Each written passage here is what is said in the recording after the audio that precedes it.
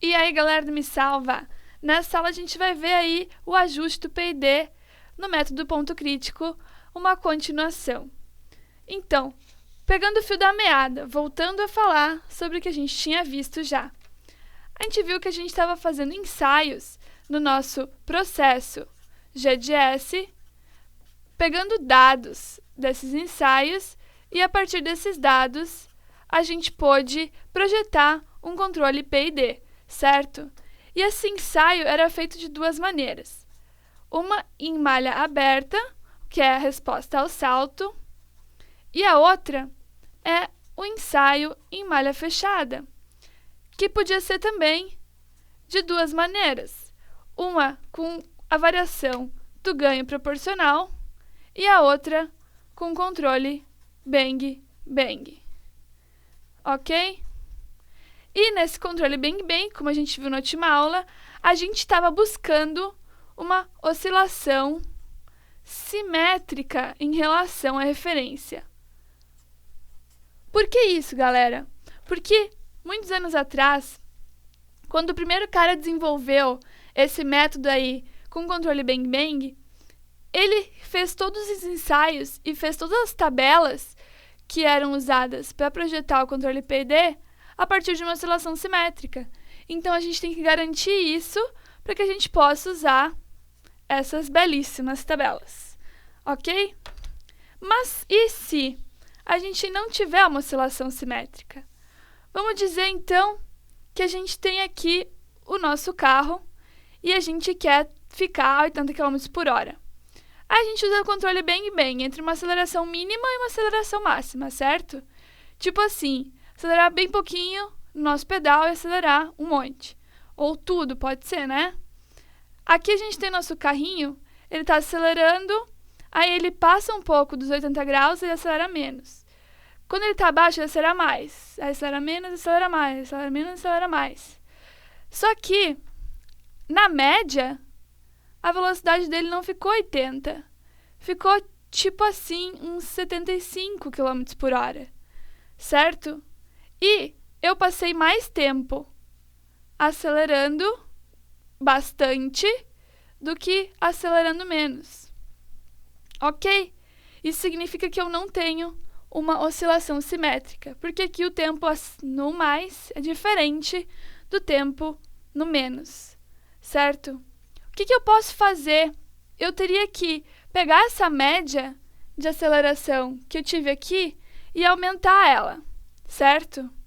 Como é que eu posso fazer para aumentar a média dessa minha velocidade?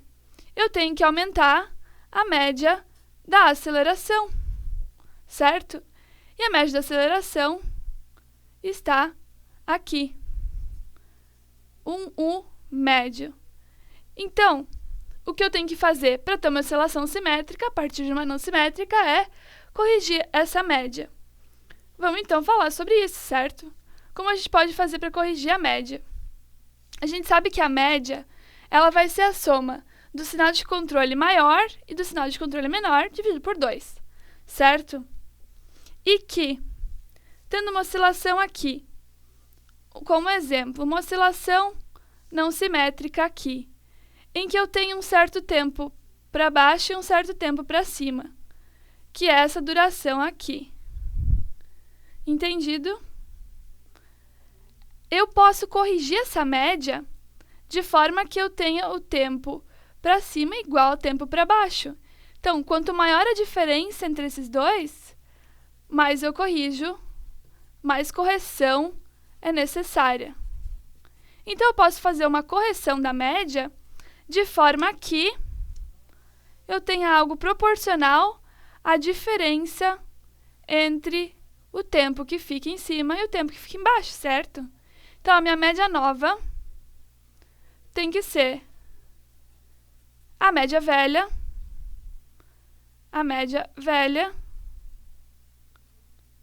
mais um certo fator que depende de quanto tem de diferença. Então, vamos ver aqui. Se eu tenho nesse caso aqui eu tenho que o tempo que fica embaixo é maior que o tempo que fica em cima. E a média do meu gráfico aqui, ela está acima da referência que eu quero seguir, certo? O que significa? Que eu tenho que baixar a média, certo? O que acontece aqui? Se esse tempo for maior, esse fator aqui vai ficar negativo. E a minha média nova vai ser uma média velha menos um fator, ou seja, ela vai diminuir. Então, essa minha equação aqui é válida. E da mesma forma, se eu tiver o tempo maior, o tempo que fica em cima maior que o tempo que fica embaixo, eu tenho que diminuir a média. Ok? Entendido essa parte? Vamos fazer, então, uma simulação com esse método aí. Digamos que a gente tenha um controle on-off, que pode ser o caso do carro, certo? On é acelerando tudo e off não acelerando nada. Eu tenho aqui a minha referência, num certo ponto, e a minha oscilação, ela tá assim. Ou seja, ela tá acima da média. O que eu vou fazer aqui? No meu sinal de controle, quando o meu erro é positivo, eu não aplico nada. Então, nesse pequeno intervalo aqui, não apliquei nada. Beleza? Aí, quando o erro passa a ser negativo, eu tenho que agir e o meu sinal de controle vai para o mais. Só que passa um período de tempo bem pequeno nesse período e já decresce de novo. Beleza?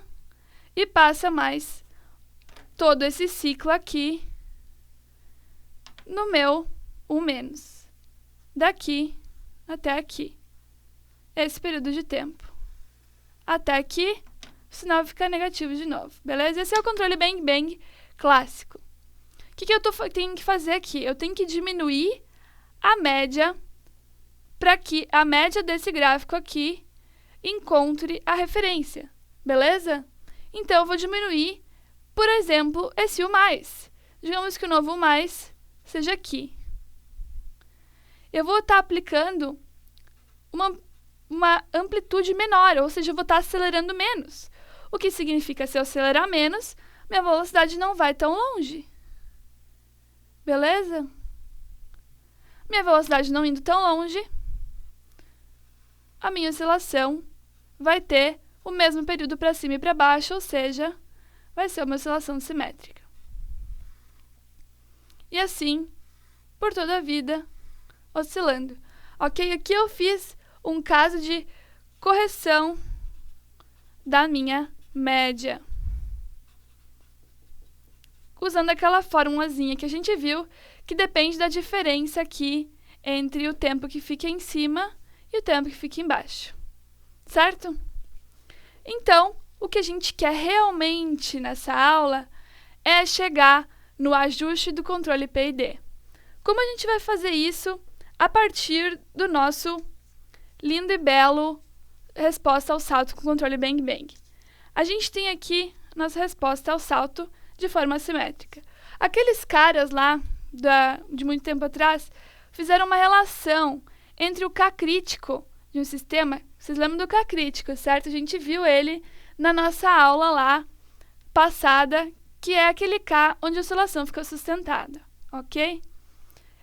Esse K aqui vai relacionar duas coisas além do 4 do π, que são o D, que é essa diferença aqui entre o mais e o menos do nosso controle Bang Bang, e a amplitude da oscilação que eu tiver no meu sistema. Ok? Esse é o D e esse é o A. Então, o K crítico vai ser esse. E outro negócio que eu precisava lá para fazer o meu controle PID era o período crítico. E esse período crítico vai ser simplesmente o período de oscilação aqui no meu processo. A partir disso, então, eu posso fazer o meu projeto de controlador. Só que existe também o Bang Bang com esterese. Só para lembrar o que era, é quando a gente tinha um erro negativo. Para que não acontecesse sempre a chaveamento, aqui a chaveação no zero, ele passava um pouco do zero para que fosse para o mais, certo? e também passava um pouco do zero para ir para o menos. Esse aqui é a minha esterese e essa aqui é a minha faixa de esterese. Por que eu preciso considerar a esterese também? Porque existem processos que não oscilam sem a esterese. Eles não têm aquela oscilação que a gente quer avaliar. Isso a gente vai ver mais na frente em outras aulas, ok? Então, a partir desse gangbang com esterese, a gente tem um KC diferente, que é relacionando aqui a amplitude da oscilação e esse epsilon, que é a abertura da esterese. Se esse epsilon aqui for igual a zero, eu vou ter que KC vai ser 4D sobre π raiz de A ao quadrado. Ou seja, vai ser simplesmente o meu KC sem esterese. Então, eu tenho o meu KC e eu tenho o meu TC, eu vou voltar para a tabela de Ziegler-Nichols. E a partir do KC e do TC, eu tenho meus valores de K, TI e TD, e eu posso projetar o meu controle proporcional, integral e derivativo. Beleza, galera? A gente viu nessa aula o ensaio com controle bang-bang, como fazer para poder usar esse ensaio no nosso ajuste, e o ajuste do controle PID a partir do KC e do TC. Na próxima aula vamos ver um exercício para clarear a mente. Beleza, galera? Até a próxima. Tchau, tchau.